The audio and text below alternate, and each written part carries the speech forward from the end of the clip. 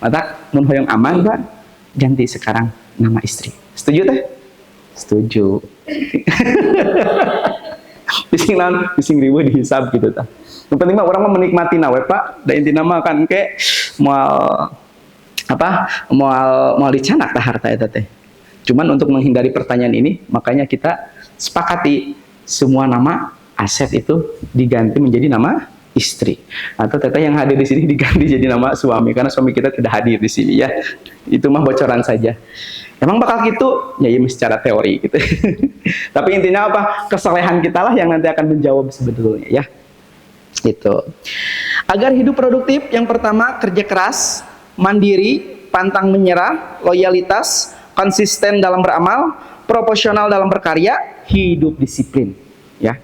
Yang pertama kerja keras. Katakanlah pekerjaanmu, maka Allah dan Rasulnya serta orang-orang mukmin akan melihat pekerjaanmu dan kamu akan dikembalikan kepada Allah yang mengetahui yang gaib dan yang nyata, lalu Allah mengabarkan kepadamu apa yang telah kamu kerjakan. Sok Pak, upami urang hoyong sukses, kerja keras. Tapi jangan lupa berdoa. Kerja keras itu wilayahnya apa? Ikhtiar kita. Coba kita lihat konsep Siti Hajar. Siti Hajar karena gini Pak, konsep rezeki itu kan wayarzuquha min haitsu la yahtasib. Allah akan berikan rezeki itu dari arah yang tidak disangka-sangka. Coba konsep Siti Hajar, makanya saya itu menjadi konsep sampai sekarang, Teteh Bapak. Kalau kerja dimanapun saya kerja, saya nikmati, saya ikhlas untuk proses untuk konsep itu. Kemudian masalah rezeki nanti Allah akan kasih. Gimana we Allah Bapak? Siti Hajar ketika dia resah gelisah ditinggal oleh suami, anaknya nangis, anaknya pengen minum, kan Siti Hajar dia lari-lari Pak. Sofa marwa, sofa marwa, sofa marwa. Larinya Siti Hajar itu bagian dari ikhtiarnya. Tapi apa yang terjadi? Oleh Allah diberikan rezekinya bukan di sofa, bukan di marwa, tapi di mana Pak? Di kaki Ismail. Kuduna makan di antara itu jeung ieu. Kenapa? Karena Siti Hajar ikhtiarnya di ditu jeung di dieu. Tapi apa yang terjadi? Air itu keluar dari kaki Ismail di tengah-tengah.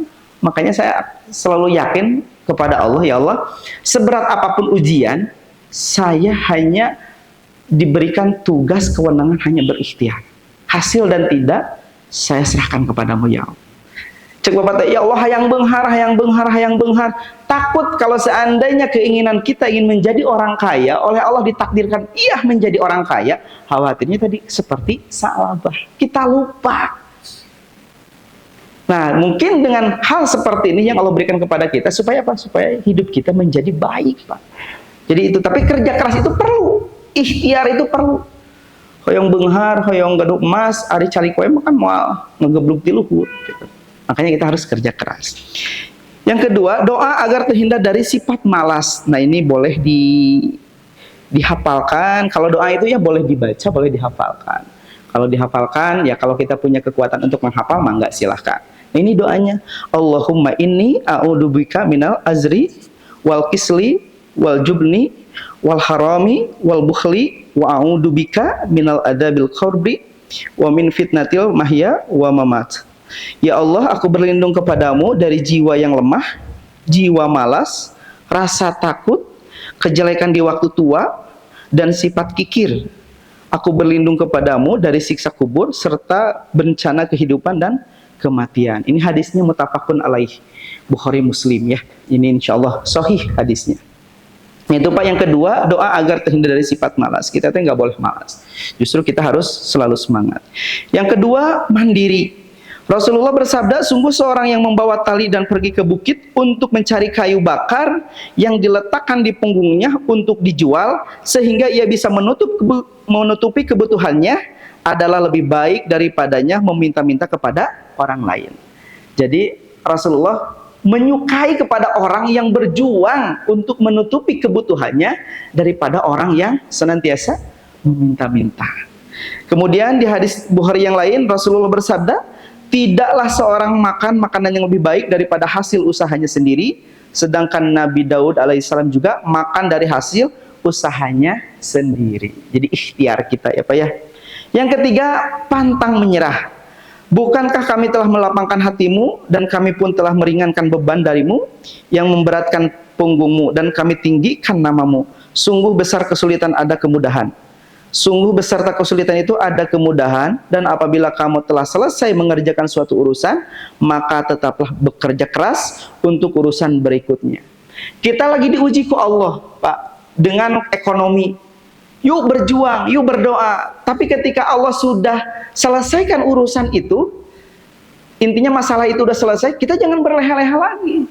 Kita harus berjuang lagi. Karena apa? Karena ada perjuangan-perjuangan lagi yang harus kita perjuangkan. Kita punya anak 3, yang satu udah selesai, kuliahnya udah beres, bahkan udah nikah. Coba kata, alhamdulillah geus beres, budak teh geus kawin, aya mah geus moal jadi pikiran abdi. Jangan seperti itu. Kita harus berjuang lagi. Karena apa? Karena masih aya budak 2 deui eta anu kudu disakolahkeun, anu kudu dikuliahkeun, anu kudu ditikahkeun. Intinya apa? Kita harus betul-betul jangan pantang menyerah. Jangan cukup dengan satu keadaan. Saya ingin sampaikan, Pak, konsep Cina itu, lain pro orang Cinanya, konsep orang Cina itu, dia itu betul-betul istilahnya itu pantang menyerah. Kalau dulu orang Indonesia itu rata-rata kalau dia sudah jadi ASN, sudah jadi pegawai negeri, udah weh. Dalam pikirannya enak, ya. Dia kerja santai tapi dapat gaji, udah pensiun juga dapat tunjangan, udah weh santai. Tapi ternyata lihat, kenapa orang Cina itu sukses dalam berdagang? Dia itu tidak cukup dengan satu keadaan. Jadi lamun sukses, dia berhasil 1 bulan itu mendapatkan 100 juta, dia ingin nambah lagi. Kumaha carana tina sabulan teh kudu nambah dia jadi 200 juta. Makanya konsep orang Cina mah anti meminta kepada anak. Ari urang mah kan pun tentu balik. Nah, ini harus menjadi konsep kita. Kalau kita amalkan tidak akan jadi dosa. Justru ini menjadi konsep kehidupan dunia. Orang Cina mah anti minta kami jadi budak. Anaknya harus sukses, iya. Anaknya harus berhasil, iya. Tapi dia punya komitmen, saya harus lebih kaya dibandingkan anak saya. Kayak di urang mah kan kadang-kadang sok banyak. Jang sakola sing luhur, engke sing janten yuk. Kayak mun mama aya naon, mama teh bisa minta bantuan ka Ujang. Boleh? Boleh. Tetapi secara konsep ekonomi karunya tuh. Kan tidak sedikit orang tua yang sekarang tidak dihargai gara-gara tidak memiliki harta. Nah itu. Kata Rasul, orang mukmin itu harus kaya. Dia dakwah dengan hartanya apa? Biar dengan harta itu mereka lebih kuat untuk mengarahkan satu arahan yang memang perlu dalam Islam itu sebuah pengarahan yang kuat. Itu. Ya ini konsep orang Jawa kalau dipikir ya juga ya. Kita teh harus lebih benghar dibandingkan budak orang gitu. Jadi mun urang meminta teh teu izin. Yang aya kan kita bisa mengendalikan. Cek kita teh meskipun anak kita udah gede, udah nikah, kamu teh nggak boleh sombong, bisa ngatur gitu. Kalau anak kita benghar, urang miskin, kayak urang diatur ku budak urang. Mamah tong kitu. Tapi kalau kita ada, mama, dan mama ge boga uang. Mama punya uang sendiri, kamu punya uang sendiri. Tapi mana kehidupan bukan seperti itu, gitu ya. Mudah-mudahan kita menjadi orang yang kaya, baik itu secara rezeki harta dan juga secara mental kita. Kemudian yang keempat, loyalitas ya. Abu Hurairah mengatakan bahwa Rasulullah bersabda, sesungguhnya ada dosa-dosa yang tidak terhapuskan dengan melakukan sholat, puasa, haji, dan umroh. Para sahabat bertanya, lalu apa yang dapat menghapuskannya? Wahai Rasulullah, beliau menjawab, bersemangat dan loyal dalam mencari rezeki. Loyalitas. Makanya kalau kita menjadi atasan, coba kita cross check siapa bawahan kita yang memang loyalitasnya tinggi. Tapi dalam tanda kutip ya, tidak ada hal-hal yang lain. Dia mah betul pure ikhlas, loyalitasnya tinggi itu. Nah, perlu kita perhatikan. Tetapi kita juga harus menjadi catatan bahwa kita itu perlu mendedikasikan hidup itu proses dengan kata loyalitas. Sukses itu bukan hanya ujuk-ujuk sukses tanpa mengkesampingkan makna dari sebuah proses. Yang sukses sekarang berbisnis bukan berarti dia tidak pernah gagal. Bisa jadi puluhan kali gagal gitu kan. Ketika dia menciptakan produk, ditolak, dihina, banyak. Tetapi ketika dia ada di titik sekarang, bukan berarti tidak ada kesedihan. Pasti banyak kesedihan. Yang akhirnya Allah menjadikan kesuksesan itu sebagai kehidupan dia. Nah, kita juga sama ya, loyalitas. Ketika kita ingin sukses, tunjukkan bahwa kita itu memiliki loyalitas yang tinggi, dedikasi yang kuat, ketaatan yang kuat, insya Allah. Nanti ketika Allah sudah membelokkan itu semua, apa yang menjadi harapan kita itu menjadi sebuah kenyataan. Yang kelima, konsisten dalam beramal. Tadi istiqomah ya. Pekerjaan yang paling dicintai Allah adalah pekerjaan yang kontinu walaupun itu sedikit. Perlu baik itu dalam ibadah, dalam bekerja, perlu kitanya untuk konsisten dalam bekerja. Kemudian yang keenam, proporsional dalam berkarya. Pekerjaan terbaik adalah apa yang dikerjakan berdasarkan keterampilannya, dan apapun yang dinafkahkan seorang untuk diri, keluarga, anak, dan pembantunya adalah sedekah. Jadi intinya kita harus berkarya, dan tentu saja apa yang kita dapatkan dari karya itu tiada lain untuk pasangan hidup kita, untuk keluarga kita ya. Yang terakhir, yang ketujuh, hidup disiplin. Barang siapa yang mendedikasikan diri memakan makanan yang halal dan baik, lalu beramal sesuai sunnahku, kata Nabi, dan membuat orang lain aman dari keburukan dirinya, maka ia akan masuk surga. Nah itu sahabat-sahabat sekalian yang hadir di sini terkait makna kehidupan. Bagaimanapun juga kita harus menjadi pribadi yang produktif, khairunas anfa'ulinas, harus bermanfaat untuk orang lain. Ya, keadaan kita seperti apapun, tetap kita harus berbuat baik. Kita sadari bahwa berbuat baik itu memang berat, banyak godaan, banyak gesekannya, tapi bagaimanapun juga kita harus berbuat baik. Sakitu panginten satacana anu bade ditaroskeun, mangga.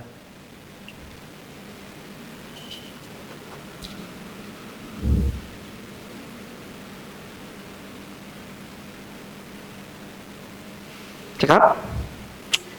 Ini harus syuk ya. Nah itu sahabat-sahabat ya terkait mohon mangga. Salam.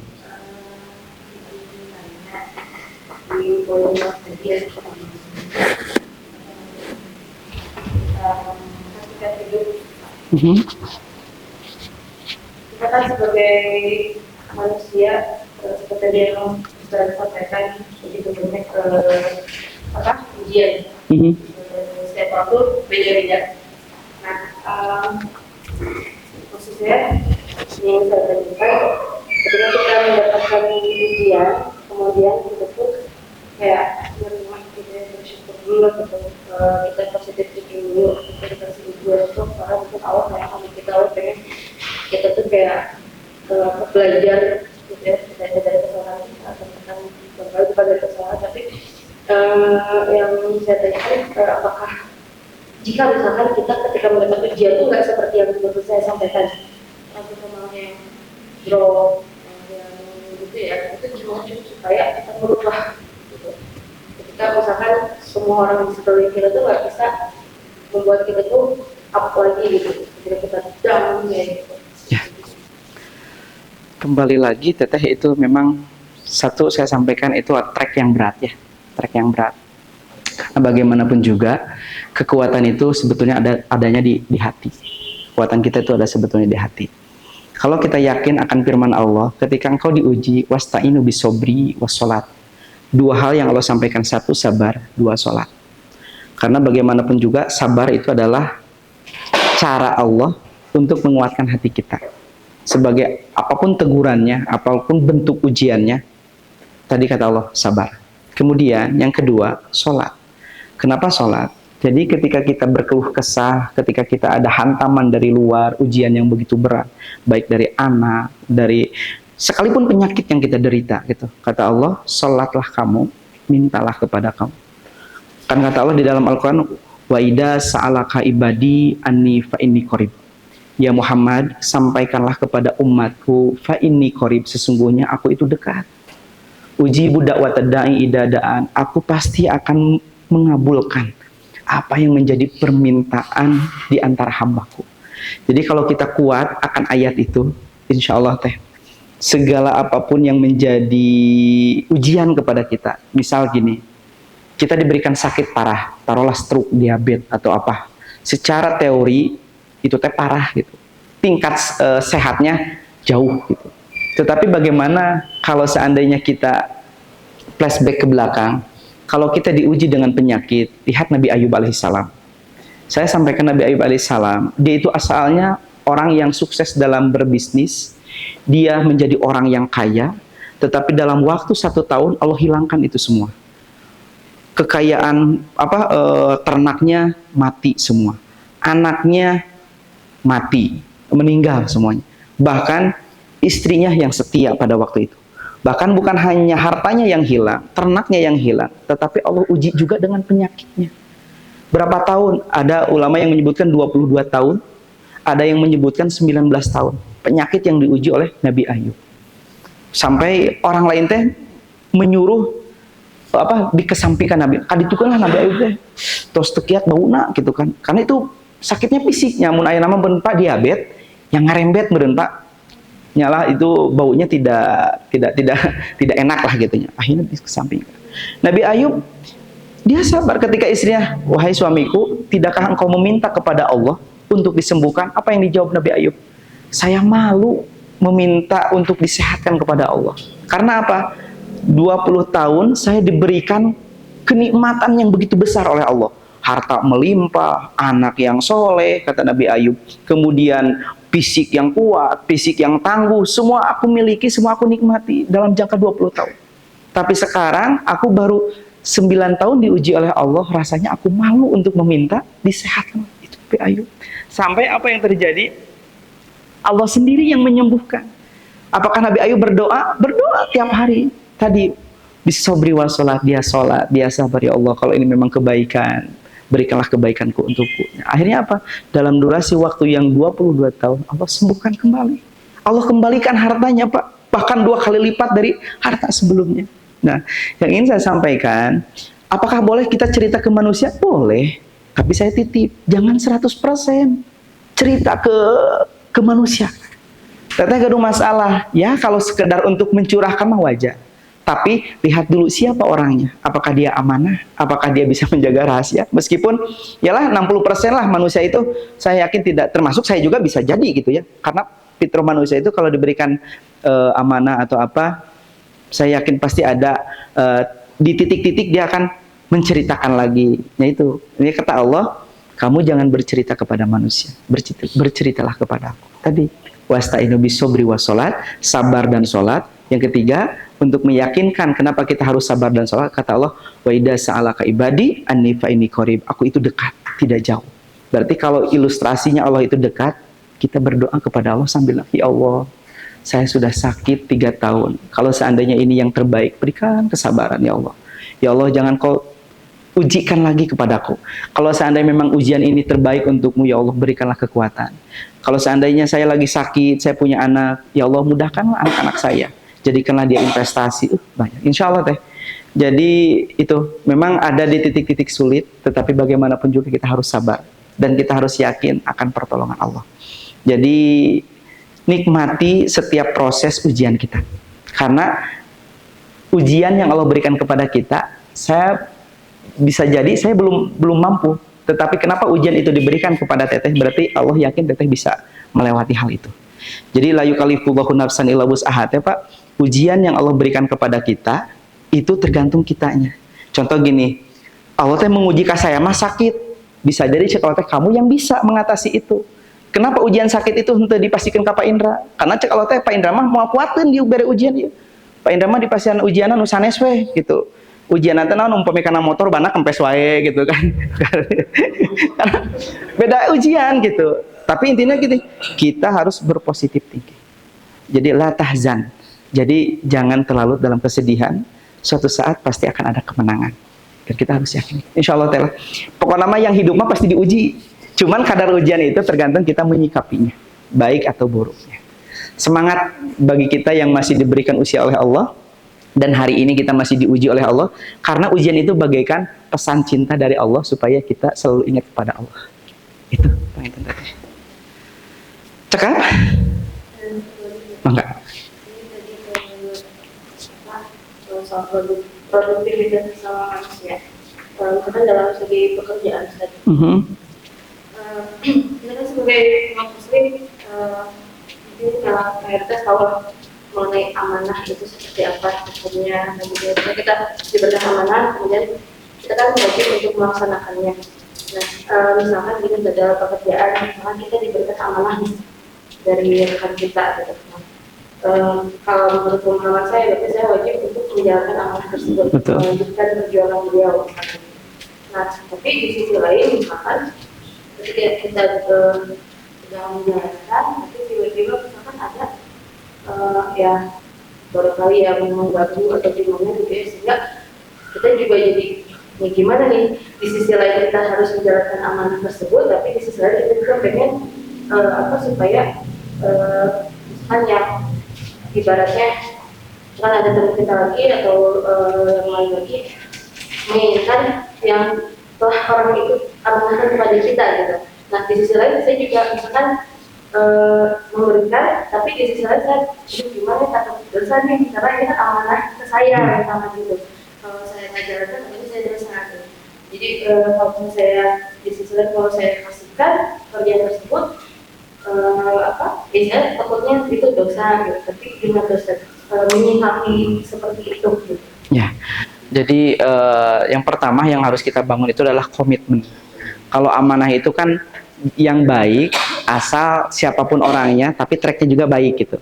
Jadi ketika teteh diamanahi oleh satu orang, kemudian dalam satu titik kondisi kita tidak tentu lah gitu ya, tidak tentu untuk menjaga amanah ini. Nah berarti kita harus ada plan B-nya. Plan B teh kira-kira siapa lagi nih yang bisa menjalankan ini amanah.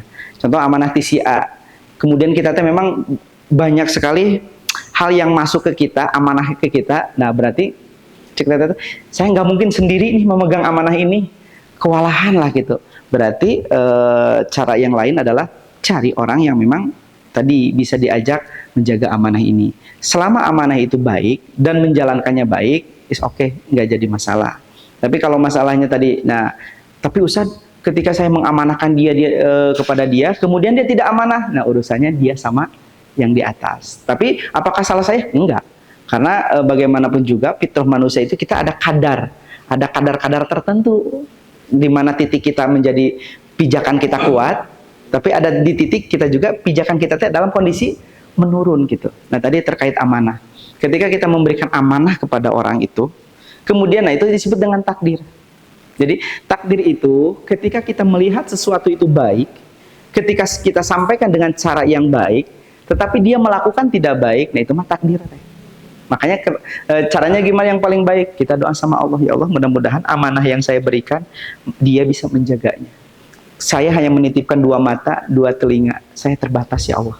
Kalaupun dia ada melakukan hal-hal yang memang di luar amanah itu, saya berikan kepada Engkau, mudah-mudahan dia diberikan hidayah atau diberikan kebaikan dan dia sadar bahwa yang dilakukan itu adalah salah dan dia tidak melakukan amanah apa yang saya sampaikan.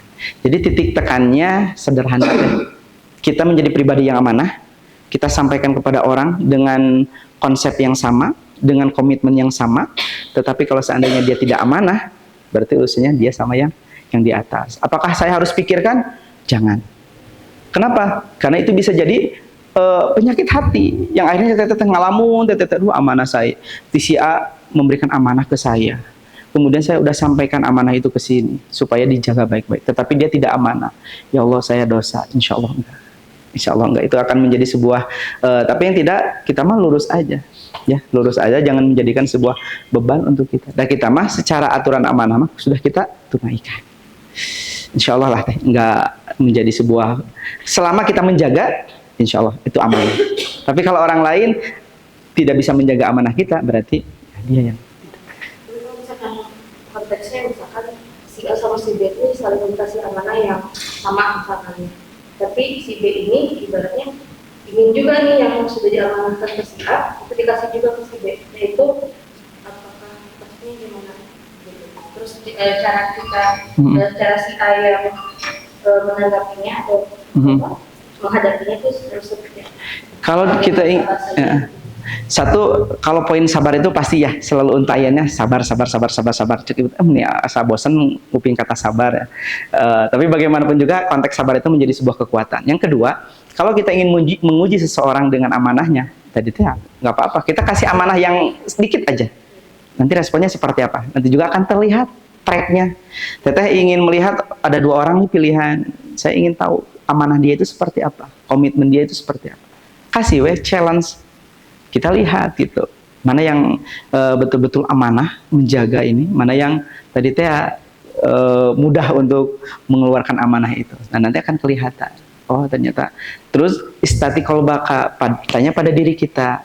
Tadi teh, ketika kita ingin melihat seseorang. Nah, makanya gini Pak, dalam Islam itu ada istikharah. Istikharah itu sanes kabogoh wae.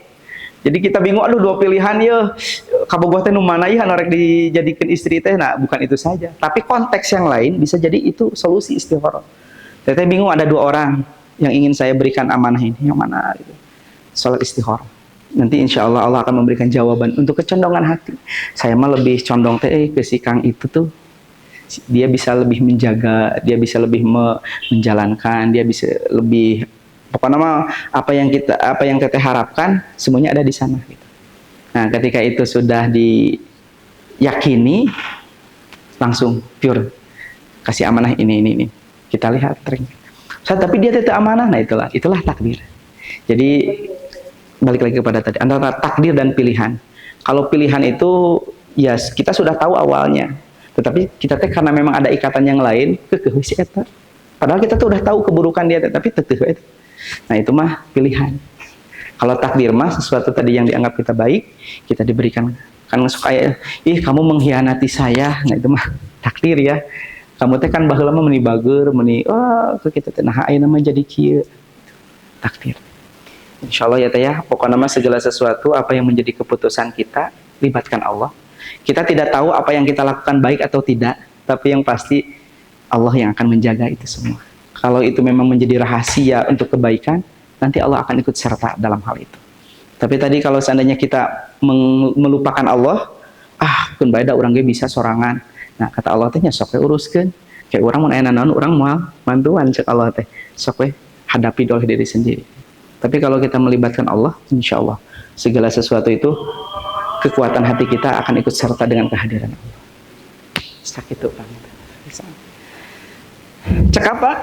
Alhamdulillah.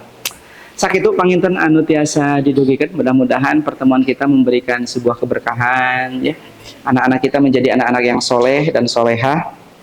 Kemudian rezeki kita dimudahkan ya. Segala cita-cita kita Allah mudahkan. Kalau seandainya Allah sekarang masih memberikan ujian kepada kita, mudah-mudahan kita diberikan kekuatan dan diberikan waktu untuk menyelesaikan ujian itu. Ditutup dengan doa Rabbana la tuzigh qulubana ba'da idh hadaitana wa hab lana min ladunka rahmah innaka antal wahhab. Rabbana atina fid dunya hasanah wa fil akhirati hasanah wa qina adzaban. Aqulu qouli hada wa astaghfirullah li wa lakum. Assalamualaikum warahmatullahi wabarakatuh.